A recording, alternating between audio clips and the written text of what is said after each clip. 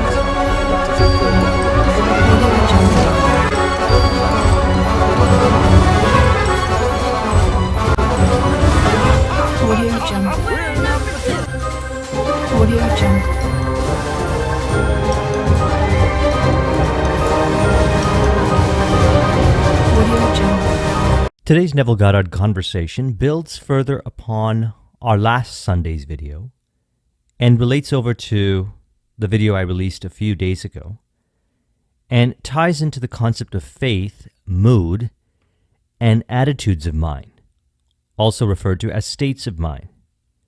We're going to discuss it from the understanding of the unseen as present fact, way of thinking.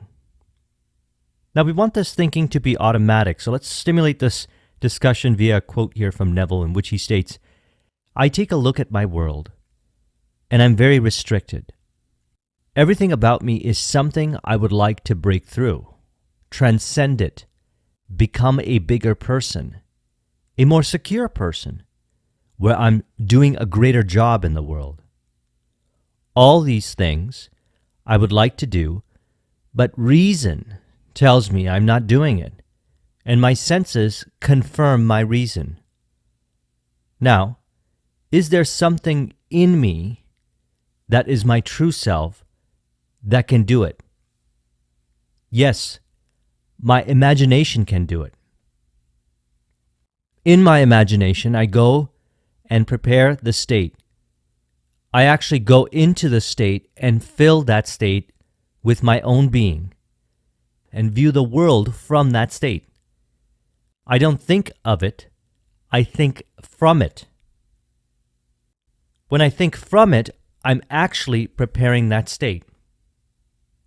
Then, I return to where I left this, the outer man, and once more fuse with it, and we become one once again. Now I take him across a bridge of incidents, some series of events that takes me toward the thing that I've prepared. And I will take him with me and enter into the very state itself. He feeds now, literally, upon that state. One of the ways that we explain this process here is from a book called Blink by Malcolm Gladwell. And although I don't believe he had mentioned this particular term, but it is a term that book references, which we use in psychology or philosophy, and it's called thin slicing. Thin slicing. We're going to tie this into the journey realizing that vision, which we would call, as he refers to here, the bridge of incidents, a series of events. Now, as we discussed in the last Neville Goddard conversation, that there are known factors or known ways to bring forth a result, a success, and so forth, a vision. We also, as a result of working with this information, primarily the Neville Goddard information, are working with the unknown factors, those that we do not know yet.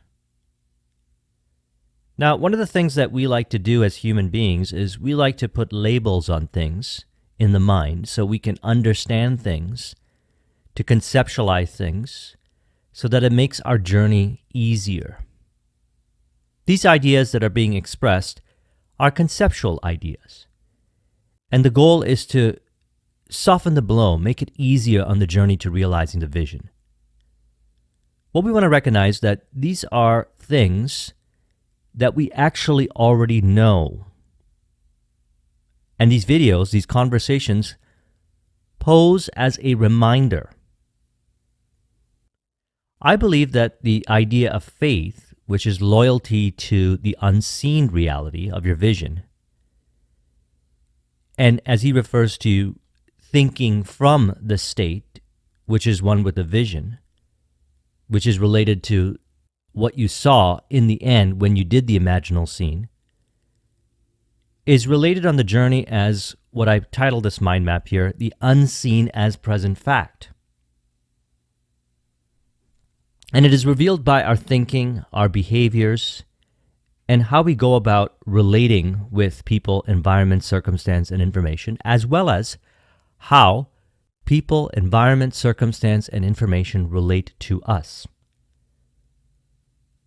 Now, one of the conceptual aspects was discussed in the book Blink by Malcolm Gladwell, and I want to bring some awareness onto this idea, this concept.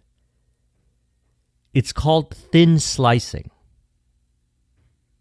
This is something that is going to be very apparent as we integrate what we talked about in Thursday's video, which is allowing to express creatively so in your entrepreneurial endeavor, in your artistic expression.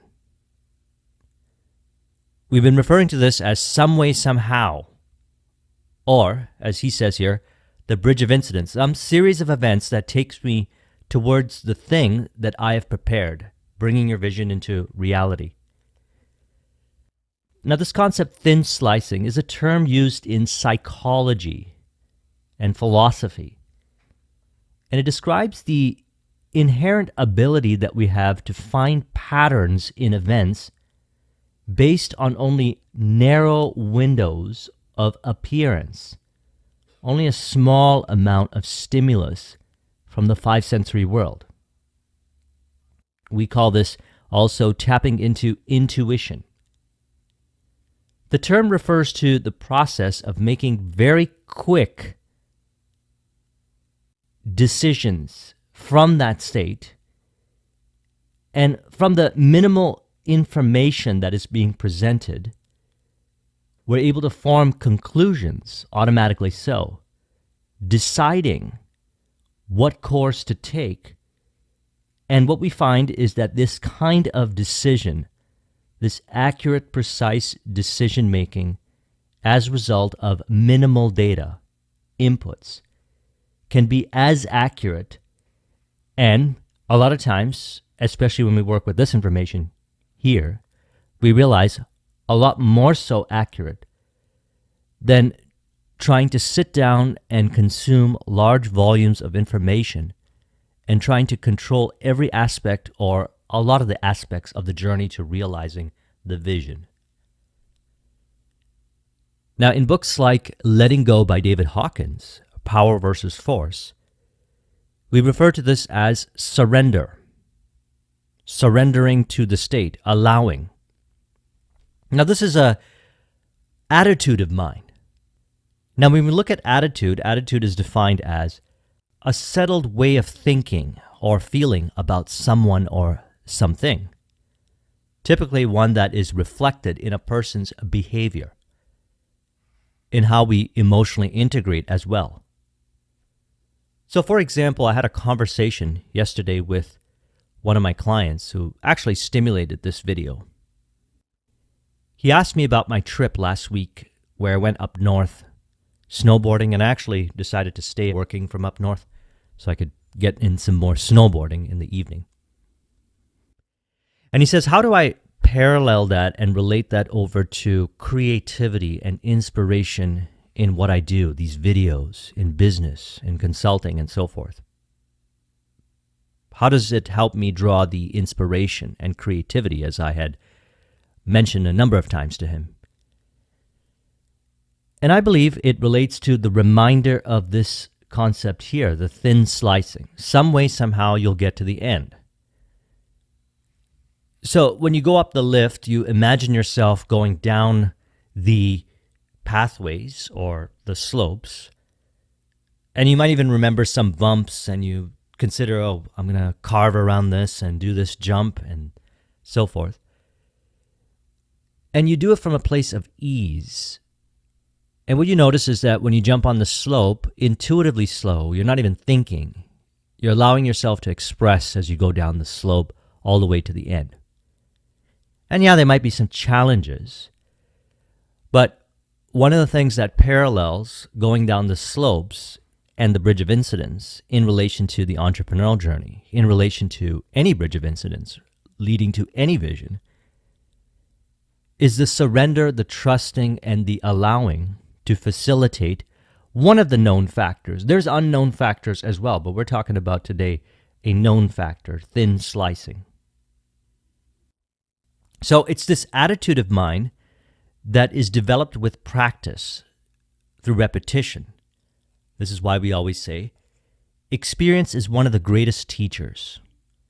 The more we live this philosophy and practice it more so every day by picking a goal and allowing ourselves to release from unnecessary, convoluted, doubt-based interpretations and thinking in relation to who we are, the journey, and the destination, we actually find ourselves automatically representing the unseen as present fact, intuitively so, as our body moves accordingly and things change in ways that we might not know. Thus is the power of the subconscious mind. Most of us, as far as our expression goes, is subconscious. Yes, we can have a conscious understanding upon reverse engineering, connecting the dots looking backwards. But when we're working with a vision that perhaps is something that we have no experience in, what we want to do is tap into the idea of faith, which is loyalty to the unseen reality. So I recommend looking this up, thin slicing. Recognize that this is a term that has become more accepted nowadays than ever before. And certainly there was a book written upon it, not even recently, Blink by Malcolm Gladwell, that refers to this. And what I would suggest is that we identify with the idea, which is true, that we all have this ability within ourselves, and we're able to allow it to be so in our creative expressions and the day-to-day journey. Now, Neville Goddard refers to the relationship with the subconscious here in this quote, where he says, "Our mental scientists, psychiatrists, and psychologists of today refer to this region as the creative power in man. That everything in man's world is determined by the activities of the subconscious mind. That man himself has absolutely no control over the activities of this region unless he first gets into a relationship with it." So that's the power of imagining, visualization, in relation to what we just talked about in the earlier part of this video, which is, and we go back to it again, in my imagination, I go and I prepare the state. I actually go into the state and fill that state with my own being and view the world from that state. So just as I see myself going down the hill, I also see myself prior to putting together this content, prior to having conversations with the clients, prior to doing any business activity, which I had learned this through Think and Grow Rich over the journey, is to see myself already successful at the end, after that activity has been complete, in the now, to enter the mood, as we talked about in the last video, the state of mind, and to operate from that premise to allow more of the unknown factors, which we're looking to discover more so every day. And certainly I recommend the works of William Walker Atkinson and perhaps some of the more esoteric information to understand what unknown factors are. And some of the known factors, like, for example, thin slicing, all of these things are worked with. And as mentioned, we like to put labels and categories so we can understand things conceptually in the mind, and that helps us be more at ease so we know what's going on within, so we don't try to overly control what's going on outside, but rather allow the expression to happen via the subconscious mind as these things get facilitated. So he says, for here is a region that they call the subconscious. Others call it the unconscious, and still others speak of it as the collective unconscious. But they claim for it a creative power that molds the world in harmony with the inner garment of itself. So they give it structure, they give it reality, they give it form, and they claim its structure determines the outer structure we observe and call the only reality. That any modification in the internal structure of this deep region results in corresponding changes in the outer objective world.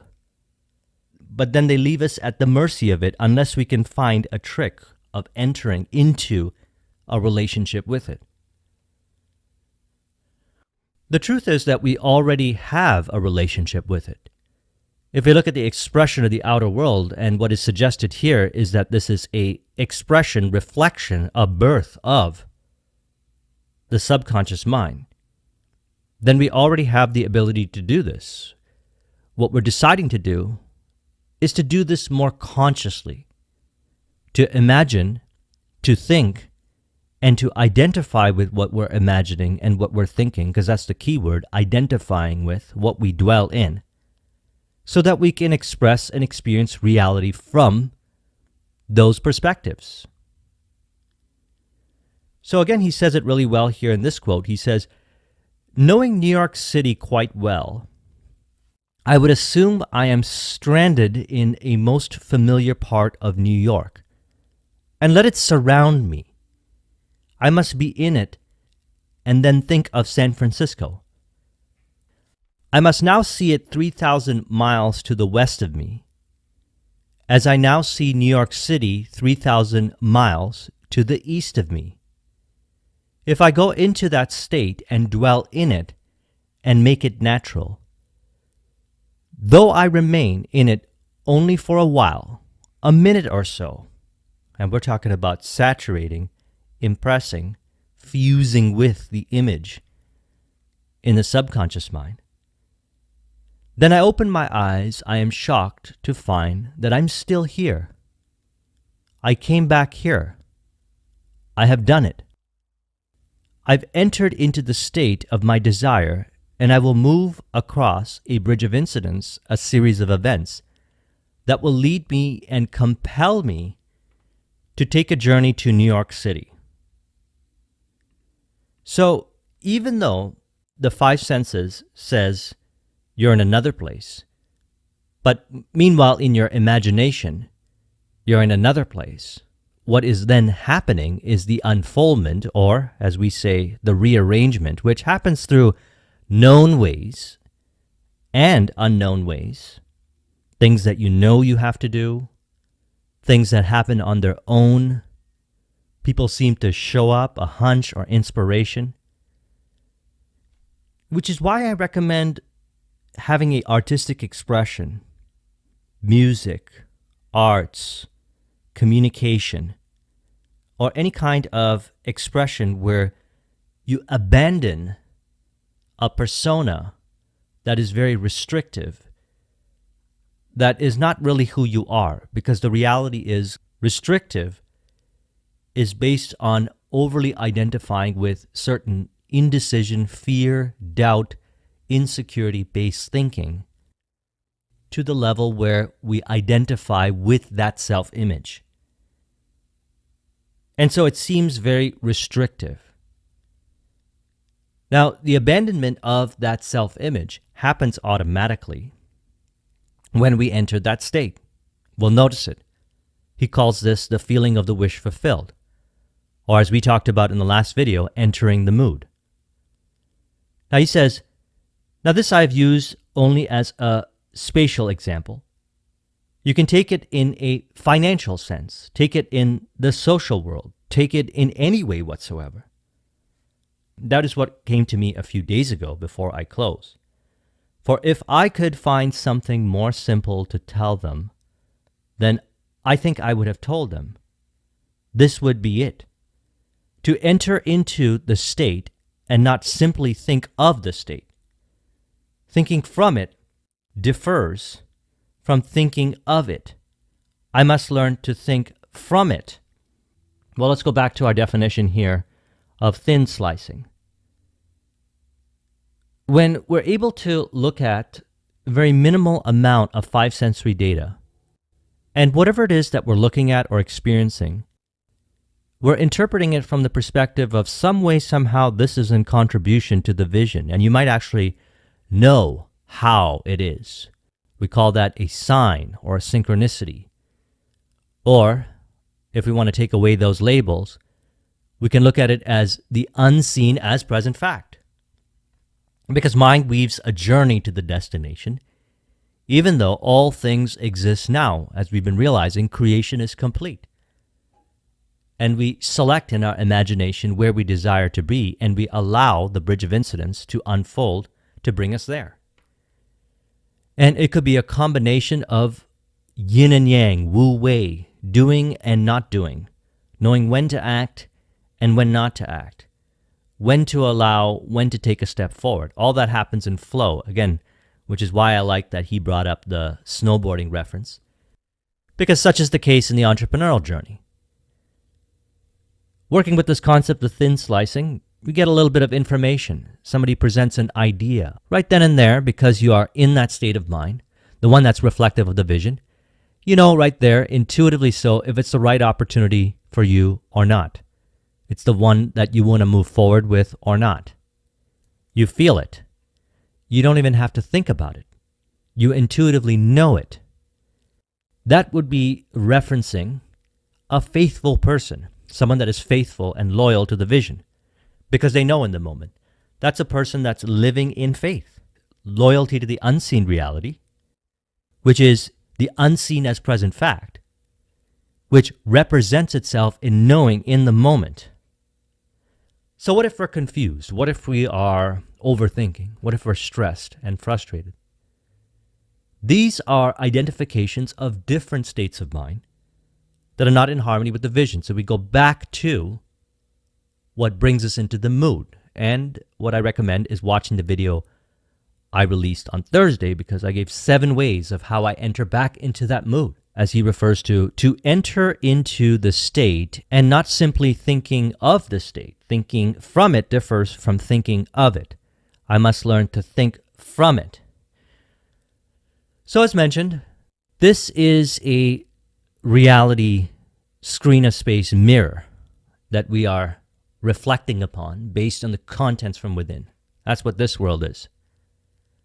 So, it's going to continuously re-impress on the subconscious mind what we identify with here, based on our interpretation. So are we interpreting reality from the perspective of the vision, the unseen reality, or some kind of interpretation which we would call doubt, indecision, insecurity, and so forth?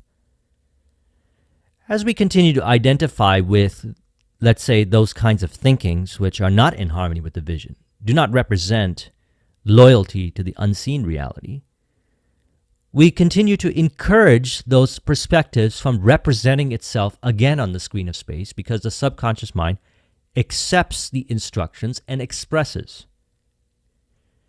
What we want is to allow the expression through the behaviors and through reality changing in both the known and unknown ways to reflect the vision, perhaps some vision, more so every day. Bridge of incidents may be a day, right away, or over the course of days, weeks, months. As we allow it to express what we see on the screen of space, to further encourage maintaining a state of mind in which we can experience more of what I'm referring to here, where we say thin slicing, we encourage it by looking at what shows up and saying, this is in harmony and in contribution to my vision. Some way, somehow, I'm going to get to the destination. So that was a good question that he asked about how I find the parallels, because I recognize how I do one thing is how I do everything. So if I'm going to go snowboarding, or I'm going to go to the gym, or I'm going to have a conversation with somebody, or I'm going to go for a walk. Some way, somehow, all those things are part of the bridge of incidents leading to whatever goal or vision that I have, some way, somehow. And if someone asks me, how, Joseph, I can tell them. The reality is, I believe it. I know it. And this is something that we get better at through experience of picking a goal, seeing it all the way to completion. Now, through this process of the repetition of doing this, we have a very radically altered state of consciousness that is different to where we were just simply allowing the five sensory interpretations in relation to what's in our environment or outer world continue to re-express itself, keeping reality the same. Perhaps a person goes on for years or decades where nothing really changes in certain aspects of their life. But upon entering once into the state and then re-entering the state if needed, by encouraging the interpretations from within that whatever it is that is here is part of the rearrangement, as well as to practice accurately finding the meaning within via the conversation with the true inner voice, which I mentioned many times is distinct from the mental chatter of fears, doubts, indecision, to find the accurate and true meaning and identify with it. And if we want to remind ourselves of that meaning, then I recommend turning those into audio affirmations where you play them to yourself in the morning or before you go to sleep, ideally stayed akin to sleep in the morning or at night, because that's when, and Neville Goddard referred to this also, we are very suggestible and allowing and disengaging more from the conscious overthinking and allowing that information to go into the subconscious. And we'll notice that we operate more from those perspectives the next day, continuing the encouragement of the bridge of incidents and the expression, which is then represented in all the things that we do. And so I really like this book, Blink by Malcolm Gladwell, because when I read it many years ago, it kind of made sense to me. I tied it into intuition. But upon working with the Neville Goddard ways of looking at reality, the perspective, the paradigm of Neville Goddard, I started to understand it even more so, and these concepts started to make even more sense. So the parallels between snowboarding and the entrepreneurial journey is imagine yourself at the end, and if you would like, imagine yourself running the course. All it does is keep you in that state of mind, allow you to represent the unseen as present fact, knowing that some way, somehow you're going to get there. And you start the journey and you flow and perhaps you fall, you get back up, and you go all the way to the destination. This is the case with the entrepreneurial journey as well. You pick an idea, any idea that pops into your mind, resonates with you. It's inspired from the vision. You commit to it, and then you go down the journey. In whatever happens in the journey, if it seems to break the flow or break the faith, look at it from the accurate perspective, such as some way, somehow I'll meet someone or some opportunity will show up where it'll generate new clients, prospects, or new business opportunities, or certain kinds of revenue streams which I never thought of before, to lead me to the end of, as we refer to the Dr. Millikan affirmation, having a lavish, steady, dependable income from the perspective of mutual benefit and integrity. So let's go ahead and conclude this deeper reflection today as a result of working in this concept, which I learned from Blink as a known factor, and perhaps it was unknown before, and now we're more conscious of it, so it's a known factor, and tying it into the Neville Goddard information in relation to further understanding and working with the power of faith, which is loyalty to the unseen reality, which is interpreting the five sensory experience from the perspective of the wish fulfilled, the unseen as present fact. We can say, once I entered the state, I realize I am there now. The five sensory experience is rearranging through and unto me to reflect my vision.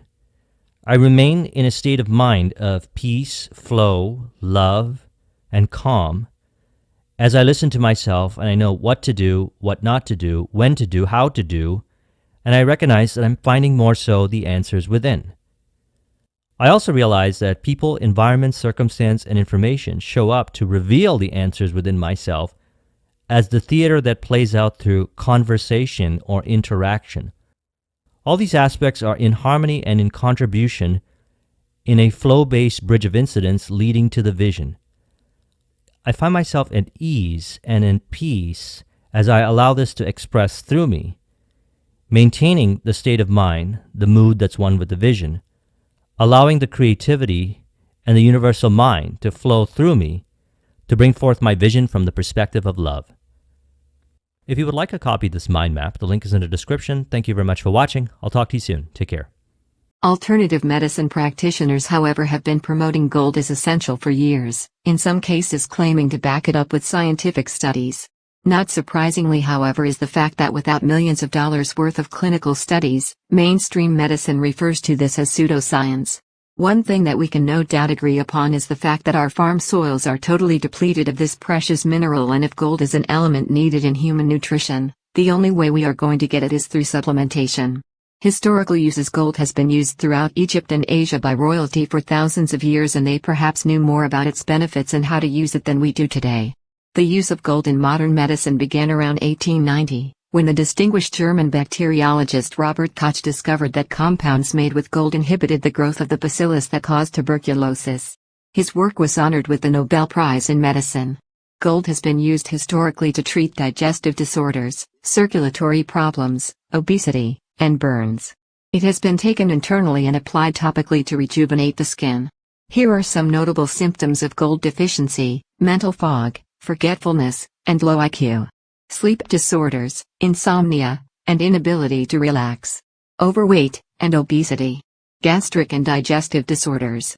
Arthritis and other joint inflammations. Hypertension, high blood pressure, and muscle tension. Inability to deal with stressful situations. Reduced creativity. Removing toxic elements. Removing toxic elements. The body naturally eliminates toxins through the liver, kidneys, lungs, colon, lymph glands, and skin. However, due to the polluted condition of the world today, most people are running on toxic overload. Toxins are always acidic and create a low oxygen environment wherein bacteria and viruses thrive. Disease-causing microbes lead to all manner of diseases that reduce the life expectancy of humans and which are generally inflammatory and painful. Like a cut finger that will not heal when it is full of toxins, many bodily functions are hampered and sometimes completely stop working when an organ is too full of toxins. For example, a pancreas that is full of toxins will frequently stop producing insulin due to the fact that it is giving all of its energy to eliminating toxins that are threatening the very existence of the organ. When the toxins are removed, most often the pancreas will heal itself and once again start producing insulin. The same could be said for the thyroid or any other organ or gland that is on toxic overload. It is believed that gold increases the body's ability to eliminate these toxins.